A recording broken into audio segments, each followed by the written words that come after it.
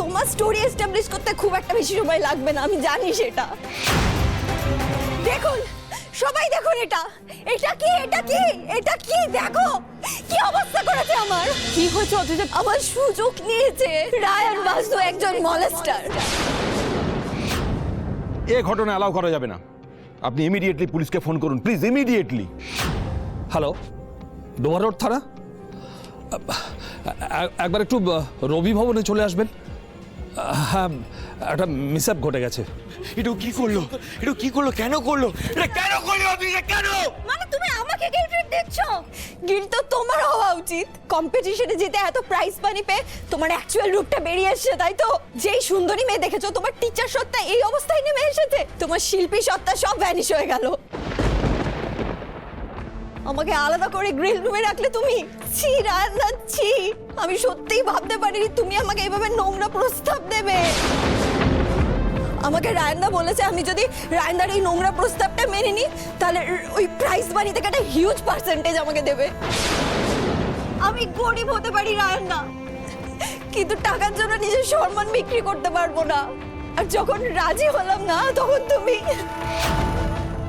জোর করে আমার সাথে। আমি এখন বাঁচবো কি করে? বাবা মাকে কি মুখ দেখাবো আমি?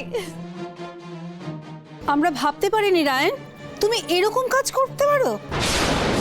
আমি কিচ্ছু করিনি, আমি কিচ্ছু করিনি। কেউ অন্তত আমাকে বিশ্বাস করুন। এই পুরোটা সাজানো মিথ্যে বলছো। ফেমাস বড়লোক উইনার ডিরেক্টর দেখে ঝাঁপিয়ে পড়েছিলাম আমি। তুমি তখন এই কথাই সবাইকে বলবে, তাই না? তুমি নিশ্চয়ই এই স্টোরিটাই শোনাবে সবাইকে। ঠিক ঠিক, তুমি তো স্টার অভিনেতা, তুমি ইজিলি সবাইকে ম্যানিপুলেট করতেই পারো। তার মধ্যে তুমি বড়লোক স্বর্ণময় জুয়েলার্স এর ফ্যামিলির ছেলে, বিখ্যাত ইন্ডাস্ট্রিয়ালিস্ট সৌমিত্র রায়ের জামাই। তোমার স্টোরি এস্টাবলিশ করতে খুব একটা বেশি সময় লাগবে না, আমি জানি সেটা। কিন্তু প্রমাণ তো আছে আমার কাছে।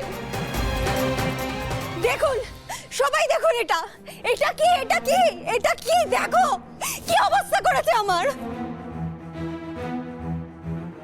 আমি যদি রায়ান বসুর গায়ে সত্যিই ঝাঁপিয়ে পড়ি তাহলে আমার জামার এই অবস্থা কি করে হলো? সবাই দেখে রাখুন, পাওয়ারফুল বড়লোক প্রেডিটারদের বিশ্বাস করি না আমি। সবাই দেখে রাখুন, এই যে তার প্রমাণ। কেমন কেমন ধস্তাধস্তি হলে এইভাবে কারোর জামা ছেড়ে যেতে পারে, নিশ্চয়ই আপনারা বুঝতে পারছেন সেটা। তুমি একটু গ্রিন রুমে আসবে, আলাদা করে কথা বলবো তোমার সঙ্গে। কেন? যা বলার এখানে বলো। গ্রিন রুমে নিয়ে গিয়ে আমার ব্রেন ওয়াশ করবে, তাই তো? হাজবেন্ডকে বাঁচানোর চেষ্টা করে কিন্তু কোনো লাভ নেই পারুলদি। বরঞ্চ নিজের স্বামীর আসল রূপটা না তুমি নিজে চেনো। আমার স্বামীর আসল রূপ নকল রূপ দুটোই তোমার চাইতে না অনেক ভালোভাবে আমার চেনা রয়েছে অদ্রিজা। আমি জানি না তুমি কোন পরিস্থিতিতে পড়ে এরকম একটা জঘন্য কাজ করে ফেলেছ, কিন্তু এর ফল না তোমাকে পেতেই হবে। কারণ সত্যি তো কখনো চাপা থাকে না, আর আমি যখন এটাতে একবার ইনভলভ রয়েছি তখন সত্যিটা তো উদ্ঘাটন হবেই। আর তখন ওই রায়ন ওর ট্যালেন্ট, ওর অর্জন করা মানুষের ভালোবাসা দিয়ে ওর ওপর তুমি যতটুকু কালি থুপেছ না, সবটা কিন্তু ও মুছে ফেলবে। তো তোমার কি হবে অদ্রিজা? এই তো সবে ক্যারিয়ারটা শুরু হয়েছে, শুরু হতে না হতেই তো শেষ হয়ে যাবে। এই তো বাচ্চা বেটি, সারাটা জীবন বাঁচবে কি রে তুমি?